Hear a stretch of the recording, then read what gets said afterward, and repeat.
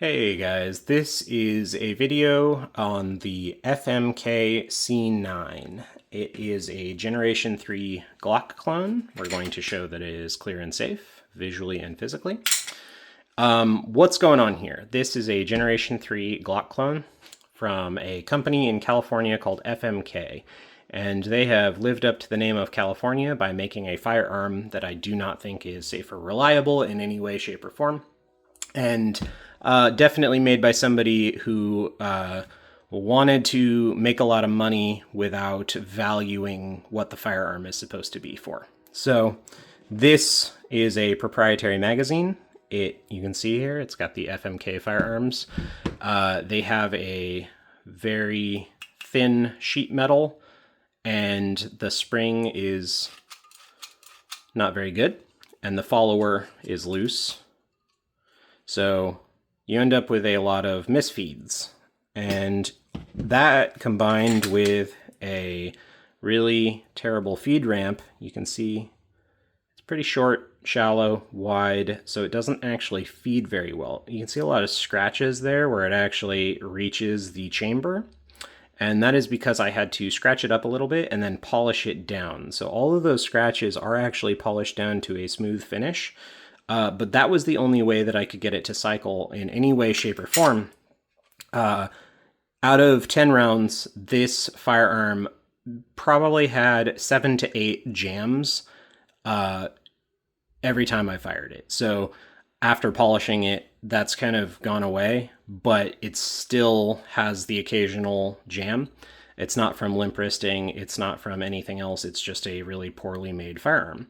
So why is it so cheap? It's a $200-ish firearm at this point in time. You can see them going as low as like $150 in some places, but they are third generation Glocks, so technically you would expect these to have Glock compatible parts. As far as I know, they don't.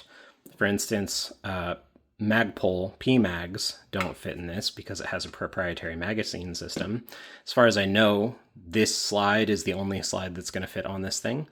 The one thing we do have going for us is it does have a tack rail, and it is technically a Glock tack rail, so a weapons light would fit on this. It does have a safety on the trigger. The trigger is not great. We will show a trigger pull.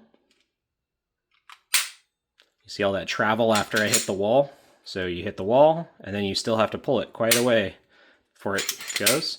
Oh, let's do a reset for you. So here's all the way back. Watch. There's the reset, and then I'm going to pull again. See how I have that pull after the reset? Quite a lot of travel. Putting a lot of pressure on it. Oh, we're still not there. There you go. So it's a very mushy, horrible trigger. Doesn't feel safe to shoot. Feels like you're constantly guessing when the bullet's going to come out of the firearm. The sights, I don't remember the last time I actually shot this, but I cannot remember if it was accurate or not. It doesn't feel like it was.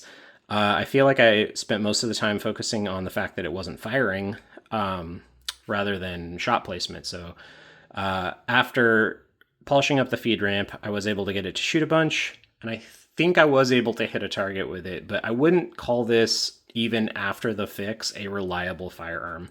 So it kind of sits in the safe. We don't really do anything with it. Would I buy this if I needed a firearm and I only had $200? I would highly advise that you find a way to get another $50 and go get something like a Palmetto State Dagger. It would have to ship in the mail because Palmetto State only has stores on the East Coast. But the Dagger is going to be better. It's going to be more reliable. This, if you absolutely had to buy it, is going to be better than a High Point. So I would say if you needed a gun immediately, then you should get this over a High Point. High Point's going to be cheaper, but this technically will be better after you do some work on it.